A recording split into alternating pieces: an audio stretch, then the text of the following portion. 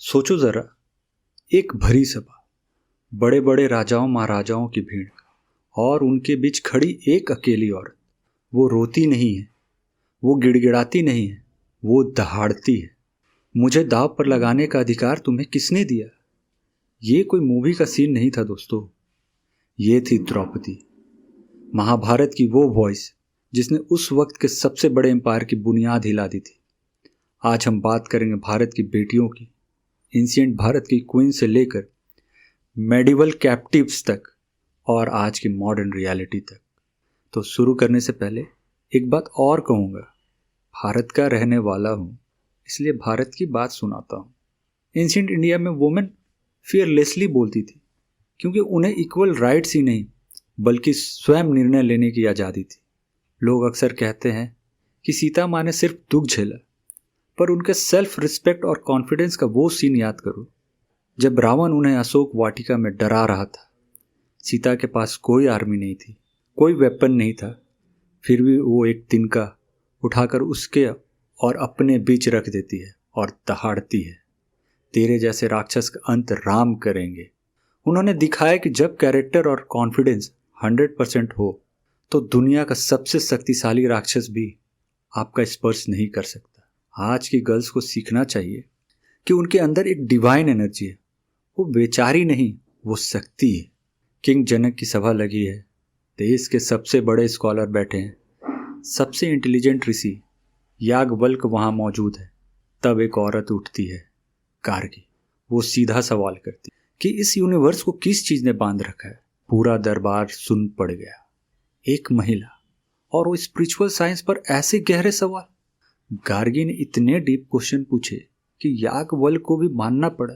गार्गी, तुम सबसे तेज दिमाग वाली स्कॉलर हो। यहाँ हिडन फैक्ट ये है, गार्गी को ब्रह्मवादिनी भी कहा जाता था। उन्होंने ना सिर्फ सवाल पूछे बल्कि कई वैदिक हेम्स की रचना भी की। उस वक्त ज्ञान पर किसी एक जेंडर का कॉपीराइट नहीं था। महाभारत की सभा में द्रौपदी को घसीट कर लाया गया। सब मर्द, बड़े बड़े योद्धा चुप थे। तब वो एक लीगल और मोरल सवाल उठाती है, पहले तुम अपने आप को हारे, फिर मुझे कैसे हार सकते हो? यह फैक्ट ये है कि ये दुनिया का पहला रिकॉर्डेड वुमेन्स राइट्स प्रोटेस्ट माना जाता है। जब सोसाइटी चुप हो जाती है तब एक अकेली औरत का स्टैंड लेना इतिहास बदल देता है। आज की गवर्नमेंट और सोसाइटी को सीखना चाहिए कि नारी के सम्मान से खिलवाड़ का अंजाम कुरुक्षेत्र होता है। वैदिक टाइम में महिलाओं को वो सब अधिकार थे जो आज हम मांगते हैं। लड़कियों का भी उपनयन संस्कार होता था और वो गुरुकुल जाती थी। पार्टनर चुनने का पूरा अधिकार था। कास्ट बैरियर कोई नामो निशान नहीं था क्योंकि तब वर्ना सिस्टम कर्म पर चलता था, जन पर नहीं। महाभारत के वक्त काशी की 3 राजकुमारियां अंबा, अंबिका, अंबालिका का स्वयंवर था। भीष्म वहां आए और उन्हें बलपूर्वक हस्तिनापुर ले गए, पर रास्ते में जब अंबा ने कहा मेरा दिल राजा साल्व के पास है, मैं उनसे प्रेम करती हूँ, तो भीष्म शॉक्ड रह गए। उन्हें अपनी गलती का एहसास हुआ और उन्होंने तुरंत अंबा को आजाद कर दिया। यह लेसन ये है, उस वक्त के एल्डरली पीपल और सोसाइटी प्रेम और व्यक्तिगत निर्णय की रिस्पेक्ट करते थे। फोर्स मैरिज को पाप समझा जाता था। एक हिडन स्टोरी मैं आप सबों से शेयर करना चाहता हूँ। क्या आपने विस्पला का नाम सुना है? ऋग्वेद में जिक्र है कि एक युद्ध में उनका पैर कट गया था, तब उन्होंने लोहे का पैर लगाया और वो फिर से युद्ध के मैदान में उतरी। मतलब आप सोचो, 5000 साल पहले भी हमारी महिलाओं के पास टेक्नोलॉजी, करेज और युद्ध कौशल का एक्सेस था। अरे हम उस संस्कृति के लोग हैं जहाँ शस्त्र उठाने से पहले शास्त्र का सम्मान नारी के चरणों में होता है। तभी तो माँ सरस्वती की पूजा होती है। आज हमें वापस वहीं गौरव जगाना है। अब कहानी को थोड़ा आगे बढ़ाते हैं और बात करते हैं मौर्यन एम्पायर की। ग्रेट एम्परर अशोका ने कलिंगा वॉर के बाद हिंसा छोड़ दी और बुद्धिज्म अपना लिया। उन्होंने अपने बेटे महेंद्र को तो श्रीलंका भेजा ही, पर उन्होंने अपनी बेटी संगमिता को भी एक बड़े मिशन पर भेजा। दोस्तों, आज भी लोग बोलते हैं लड़की है, अकेले बाहर मत भेजो, पर जरा 2300 साल पहले का सोचो। खतरनाक सी जर्नी, अनजान देश, नई संस्कृति, एक राजकुमारी समुद्र पार करके रिलीजियस और डिप्लोमेटिक मिशन पर जा रही थी। ये कोई नॉर्मल ट्रिप नहीं थी। अब आप पूछोगे कि क्या किया उन्होंने, तो उन्होंने श्रीलंका में महिलाओं के लिए बुद्धिस्ट संघ बनाया और नन्स को ट्रेन किया। वो बोध गया से सेक्रेड बोधि ट्री की एक ब्रांच अपने साथ ले गई। इनफैक्ट आज भी श्रीलंका का श्री महाबोधि ट्री उसी ब्रांच से उगा है। अब सोचो, अगर तब की सोसाइटी औरत को कमजोर समझती तो क्या एक पिता अपनी बेटी को समुद्र पार भेजता? संघमिता प्रूफ है कि हमारी हिस्ट्री में वुमेन को फॉलोअर्स नहीं, लीडर मानती थी। उन्हें ट्रैवल करने की आज़ादी थी और रिलीजियस अथॉरिटी भी। अब बात करते हैं the golden age of India यानी गुप्ता पीरियड की। इस समय की एक कहानी जो हिस्ट्री की किताबों में शायद दब गई है। कहानी प्रभावती गुप्ता की है। प्रभावती महान सम्राट चंद्रगुप्त II की बेटी थी। उनकी शादी वकटका डायनेस्टी के राजा रुद्रसेन II से हुई। सब ठीक था, पर अचानक राजा की मौत हो गई। प्रभावती के बच्चे बहुत छोटे थे। अब सवाल उठा, राज्य कौन संभालेगा? सोसाइटी बोल सकती थी, औरत कैसे राज करेगी? पर प्रभावती ने दिखा दिया कि लीडरशिप डीएनए में होती है, जेंडर में नहीं। उन्होंने कहा, जब तक मेरे बेटे बड़े नहीं होते राज मैं संभालूंगी। वो सिर्फ नाम की रेजेंट नहीं बनी, वो एक्चुअल रूलर बनी। हिस्ट्री गवाह है, उनके नाम से रॉयल ऑर्डर्स निकलते थे। उनके कॉइन्स और इंस्क्रिप्शन पर लिखा है महादेवी प्रभावती गुप्त। मतलब वो किसी मर्द की शैडो में नहीं, बल्कि अपने खुद के नाम से राज कर रही थी। वो डिसीजन मेकर थी। दोस्तों, वेस्ट अक्सर कहता है कि इंडिया सोसाइटी में वुमेन की इज्जत नहीं है। उन्हें हमारा ये सच दिखाओ। उनके यहाँ 47 प्रेसिडेंट बनता है, पर आज तक एक भी फीमेल प्रेसिडेंट नहीं बनी। और हमारा भारत देखो, रानी लक्ष्मीबाई, बेगम हजरत महल जैसे फ्रीडम फाइटर से लेकर इंदिरा गांधी जैसी पीएम और आज देश की प्रथम महिला प्रेसिडेंट श्रीमती द्रौपदी मुर्मू तक, हमने हमेशा नारी शक्ति को सराखों पर बैठाया है। हमारे डीएनए में ही औरतों का सम्मान है। इसलिए किसी ने सच कहा है, अपनी कमजोर नींव पर खड़े लोग अक्सर दूसरों की दीवारें गिराने की कोशिश करते हैं।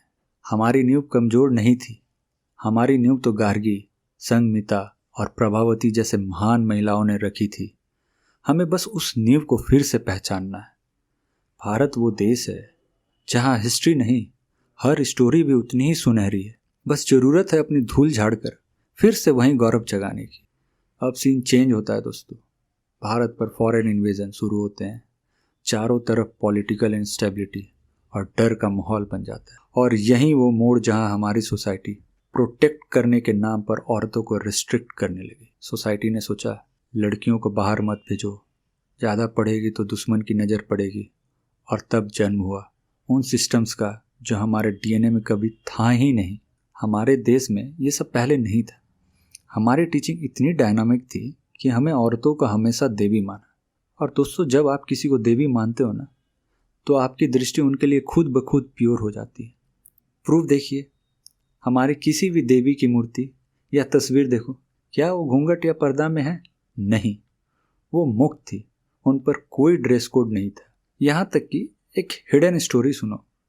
जब रावण की मौत के बाद मंदोदरी श्री राम के पास आती है, तो राम जी उनके शैडो से भी दूर हो जाते हैं ताकि उनकी डिग्निटी बनी रहे। इतनी रिच और रिस्पेक्टफुल थॉट थी हमारी। वेस्ट हमें सिखाता है नारी सम्मान। अरे उन्हें बोलो, पहले हमारा इतिहास पढ़े। हमारी आइडेंटिटी और एजुकेशन सिस्टम को बर्बाद किया गया ताकि हम भूल जाए कि हम विश्व गुरु थे। जब हरम सिस्टम और फीमेल स्लेवरी जैसी बुराइयां बाहर से आई तो लोग डरने लगे। अपनी बेटियों को बचाने के लिए उन्होंने बचपन में शादी शुरू कर दी। और फिर आई सती प्रथा। सोचो, एक औरत जिसका पति मर गया, सोसाइटी उसे कहती है अब तुम्हारे जीने का कोई मतलब नहीं, और उसे जिंदा जला दिया जाता है। फैक्ट यहाँ ये है कि ये कोई रिलीजियस रूल नहीं था, ये सोशल प्रेशर था जो इन्वेजन के बाद फैला। अगर ये हमारा धर्म होता तो क्या प्रभु राम की माताएं सती नहीं होती? क्या पांडव की माँ कुंती सती नहीं होती? या प्रभावती गुप्त राज कर पाती? बिल्कुल नहीं। ये सब डर और मास वायलेंस की वजह से शुरू हुई कुप्रथाएं थी। चित्तौड़ की रानी पद्मिनी का जौहर याद करो। अलाउद्दीन खिलजी के हाथ ना आने के लिए उन्होंने हजारों महिलाओं के साथ आग में कूदना चूज किया। दोस्तों, ये ब्रेवरी तो थी, पर एक बड़ा सवाल भी था, क्या उनके पास कोई और ऑप्शन था? सोसाइटी ने इज्जत बचाने के नाम पर उन्हें आग की तरफ ढकेल दिया, क्योंकि जब भी कोई स्टेट कमज़ोर होता है सबसे पहले वहाँ की औरतें वनरेबल होती है। बट हमें उन्हें ये बताना चाहिए था कि जब देवता भी हार मानते थे तब दुर्गा और काली जैसी देवियाँ उठती थी जो महिषासुर और रक्त बीज का वध करती थी। लोग कहेंगे ये फिक्सन है, मान लो फिक्सन ही सही, पर जिस सोसाइटी की कल्पना इतनी पावरफुल हो कि वो औरतों को असुर विनाशिनी दिखाए, सोचो उस सोसाइटी की सोच महिलाओं के लिए कितनी रिच रही होगी। हमारी पुरानी सोसाइटी महिलाओं को ग्लोरीफाई करती थी, ना कि आज की तरह सिर्फ एंटरटेनमेंट का ऑब्जेक्ट बनाकर ग्लैमराइज। दोस्तों, हमने देवियों को मंदिर में तो बैठा दिया, पर उनकी शक्ति को घूंघट के पीछे कैद कर दिया। वक्त आ गया है उस घूंघट को हटाकर फिर से उस ज्ञान और गौरव को पहचानने का। आज इंडिया की तस्वीर दो मुखी है। एक तरफ हमारी बेटियां स्पेस मिशन लीड कर रही हैं, इंडियन आर्मी में दुश्मनों के छक्के छुड़ा रही हैं, मल्टीनेशनल कंपनीज की सीईओज बन रही हैं। लेकिन दोस्तों, इसी चमक के पीछे एक काली सच्चाई भी है, एक ऐसी स्टोरी जो हमें सोने नहीं देती। निर्भया से लेकर हैदराबाद, उन्नाव, कठुआ और आज तक ये लिस्ट खत्म ही नहीं हो रही। खतरनाक फैक्ट ये है, एनसीआरबी डाटा के हिसाब से भारत में हर 15 मिनट में एक औरत के खिलाफ क्राइम होता है। जब तक आप ये वीडियो ख़त्म करेंगे किसी और बेटी की दुनिया उजड़ चुकी होगी। और हेडलाइन क्या होती है? बच्ची के साथ बलात्कार, डॉरी डेथ, एसिड अटैक। पर दुख तब होता है जब सोसाइटी विक्टिम से ही सवाल करती है, कपड़े ठीक नहीं थे, इतने देर बाहर क्यों थी।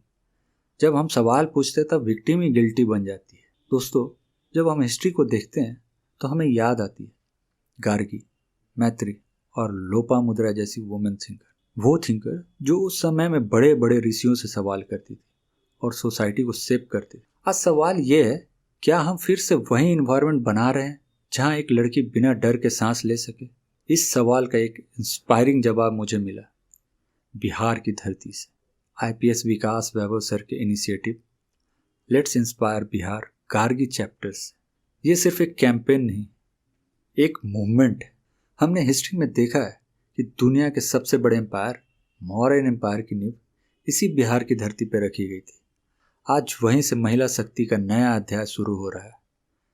जिस गार्गी ने एंशिएंट इंडिया में अपने ज्ञान और कॉन्फिडेंस से सिस्टम को चैलेंज किया था, आज गार्गी चैप्टर उसी स्पिरिट को रिवाइव कर रहा है।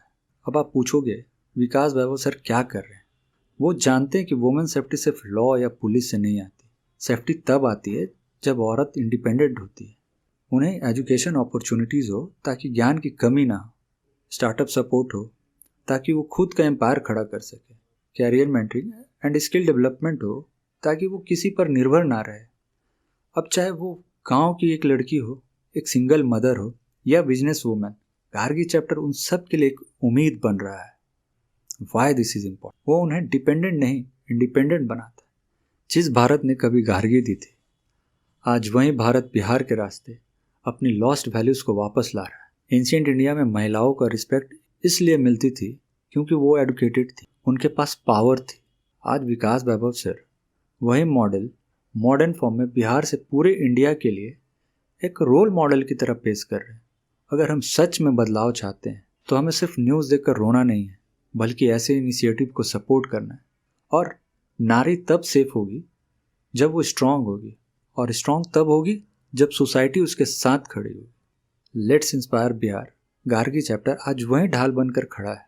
इस इनिशिएटिव से जुड़ने के लिए स्क्रीन पर दिए गए नंबर पर कॉल करें। दोस्तों, अगर आपको ये वीडियो पावरफुल लगा और आपको लगता है कि हमें हमारी हिस्ट्री की गार्गी को वापस लाना है, तो इस वीडियो को शेयर करें ताकि ये आवाज़ हर घर तक पहुँचे। चैनल को सब्सक्राइब करें और कमेंट में बताएं एंशिएंट इंडिया से हम क्या सीख सकते हैं। मिलते हैं नेक्स्ट वीडियो में एक नए भारत की उम्मीद के साथ। जय हिंद।